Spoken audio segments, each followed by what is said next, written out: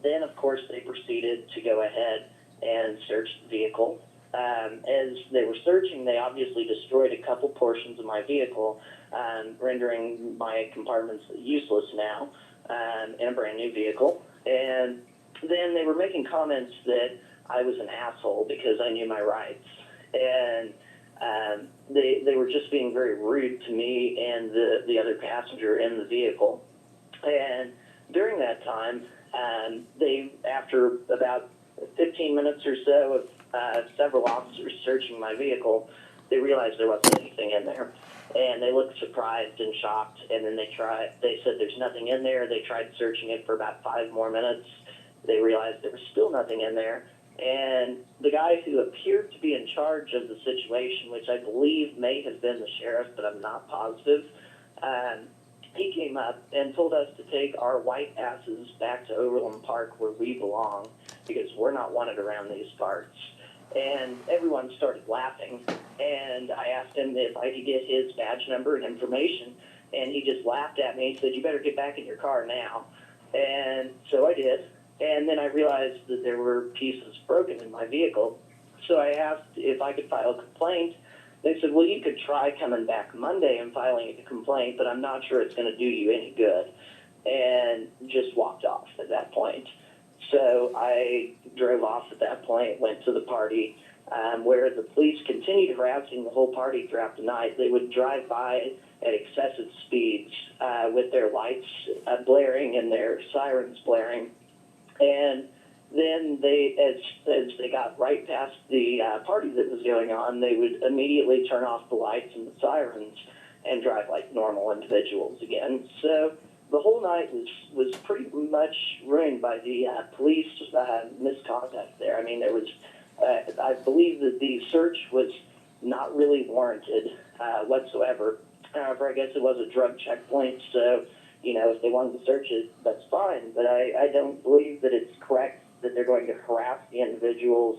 And they were very selective as well, because there were some people that you could tell were probably from the town or something. They had small children with them. They would let them through with absolutely no problem, but they would selectively pick the people who weren't from the area and decide to check them. So if it's not going to be a fair check. Let me stop you for a second. I do have a few comments and a few questions, okay? Yeah. Okay, first question I have is, you said earlier in your comments that when you told them you were on your way to a friend's house, they said, "We know." Did they say that to you? What's that? When you said you were on your way to your friend, when you told them you were going to your friend's house, you said one of the officers said, "Yeah, we know." Mm-hmm. So was there a disturbance at the party? Was there any sort of a problem? No, there wasn't any problems once I got there. It was just getting there. The only problems I had was with the police. All right, well, hold on. So now that brings me to this checkpoint. Did they set this checkpoint intentionally down the street from your friend's house, or was it just happened to be it fell into that neighborhood? Oh, it was definitely set for that specific house because they had 2 checkpoints, one from each way coming in to get to the house, and there was only one other house on that road between the 2 checkpoints. Was that done in accordance with because there was a party that night? I believe that's what it was for, but I couldn't get any information to confirm that that's what it was. Let me tell you why that's really let me tell you why that's really disturbing to me. Okay, I read your complaint, and to be frank with you, when I read it, it said unprofessional conduct. I hadn't talked to you, so I could only assume maybe a cop said something offensive, and you did put that on the complaint form. But the breadth of your story that you've told me over the last few minutes tells me this is much more serious, and I'll tell you what I mean. Okay?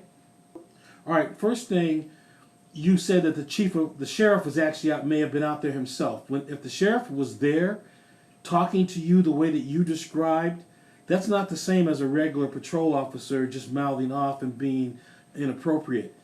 That's the head of the agency. Right. There are consequences for him if he's an elected official and in other respects. So I want to make sure, why did you think he was the sheriff? Because everybody was looking at him as though he was the one in charge. And there were, I believe, I tried to count them, but it was kind of hard to because the vehicles were moving around. There were 15 or 16 police vehicles there. And this town was a town smaller than 100 people. So having 15 or 16 sheriff's cars, I'm assuming that's probably their entire force, or a big portion of it. And hold on. And they had checkpoints on both sides of a single street around one party. Yes. Well, this is the other thing that disturbs me. That sounds to me like a serious misuse of police resources, and it also seems like harassment to me. Because if you guys were having a party and someone made a call that there was a disturbance, that's one thing. It's another thing to interfere with your legal right to go to a party and subject you to searches and all this other nonsense at a checkpoint? For what? I mean, why would they have the whole police department out there for that? Exactly. And actually, I just went to the Bates County Sheriff's website, batescountysheriff.com.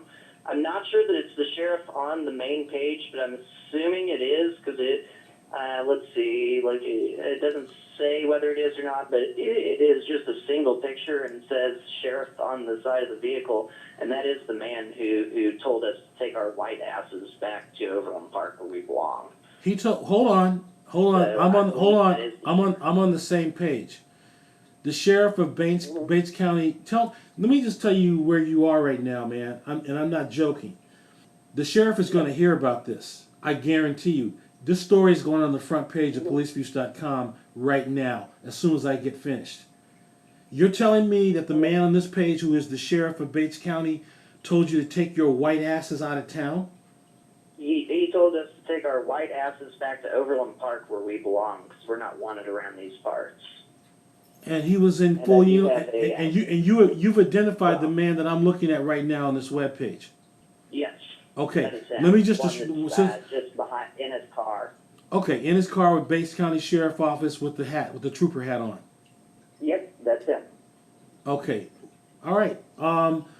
I want to ask you more questions, but I have enough right now to make a few comments, and then I will follow up with you. Okay. Okay. All right. First of all, the fact that he used a derisive racial remark in this encounter raises the stakes substantially for him in terms of his exposure to various laws and penalties. And I don't know what his motivation was for telling you to take your white ass out of town. I'm African American, and I'm offended by that. Nobody should talk to anyone in that way. And there were also a couple of black people at the party that said that they had more issues. They didn't go into detail and explain what their issues were, but I know that there were several people that had their vehicles torn apart and had them actually break pieces in their vehicles as well. And had one of the black guys said there was some racial slurs said to him, but he didn't explain what they were. So, I mean, obviously, I can't report for him whatsoever, so I wasn't with him. But it sounds like they were really just not liking anyone that was coming into their area, which you would think would be the opposite because there was tourism, and their one convenience store and their gas station, little Casey's gas station, was actually getting business that night. So hold on, I think they wouldn't want to run off tourism. Can I tell you something? I believe I did this police department about 10, maybe 15 years ago, and they didn't do well in my test. It is in rural Missouri. Yeah, I know where it is. I had a case up there. I can't remember exactly when it was, but we did a test on these guys, and they flunked the test. So wow. Here we are again. Interesting. What I want to tell you, I want to go over a few more issues with this particular complaint. One, because it's the sheriff, we have to go to the city manager, the county board. There's going to be a commission or a city chamber that we can deal with, and we're going to deal with those people because he's not a regular cop. He would be the guy you would go to if you were complaining about one of his subordinates. We also have to go to the state police or the county attorney to find out what mechanism in that state, I'm not familiar with your laws, would apply in a situation like this to a public official. He's out of control. There's a few issues with what he's doing. One, he's subverting the general mission of the police, which is public safety, to target the police department's resources for individuals that he suspects of whatever. We don't even know. Obviously, if they had a crime, they would have gotten a search warrant. But to isolate a house like that and a party and intimidate the guests who are coming to that party is un-American. And I don't like it. And he doesn't have a right to do that. The other thing I will tell you is that telling you that get your white ass out of here for a police chief to use that kind of language, he should be fired or resign immediately. I agree, 100%. And this notion about, which is the most troubling to me, or one of the most troubling aspects, is that, well, hold on. I think I skipped over one thing. He called you an asshole for who knows his rights. Who called you that? That was not the sheriff. That was one of the other guys that was watching me and the other person in the vehicle while they were conducting the search. I didn't get a badge number or a name from that guy. He wouldn't give it to me. And whenever I kept trying to look, because his badge was on, I believe, the right side of his uniform, but he had his arms crossed so that you couldn't see his badge. I don't know if that was on purpose or not, but one way or the other, I couldn't get any information off of him. Did you ask any of them directly to give you their names or badge numbers? Yes, I asked if I could get names and badge numbers from the people who were harassing me, and they said that I should get back in my vehicle and get out of there. And at that point, there really wasn't a lot for me to do. I knew that staying around was just going to cause more trouble, and I didn't want any of that, so I ended up just getting back in my vehicle and leaving at that point. Well, and that's whenever I realized that they had done, they had broken a couple pieces of my vehicle, and then I rolled down my window again and asked them, can I file a complaint with you guys? And that's when they said, well, you can try it again Monday, but good luck. So, and they said that with wait a minute, tone is important. Did they say that with the degree of sarcasm, as if they were making a mockery out of it? Yes. So that they knew you wouldn't get anywhere. Right, and they probably knew that I wasn't going to drive back there either, because it's about 45 minutes to an hour away from where I actually live.